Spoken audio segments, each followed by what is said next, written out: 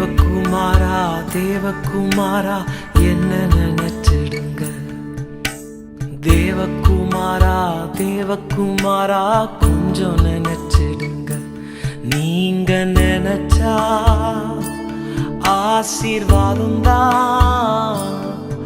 என்ன மறந்தா எங்கே போவேன்னா, நீங்க நினைச்சா ஆசீர்வாதம் தான்.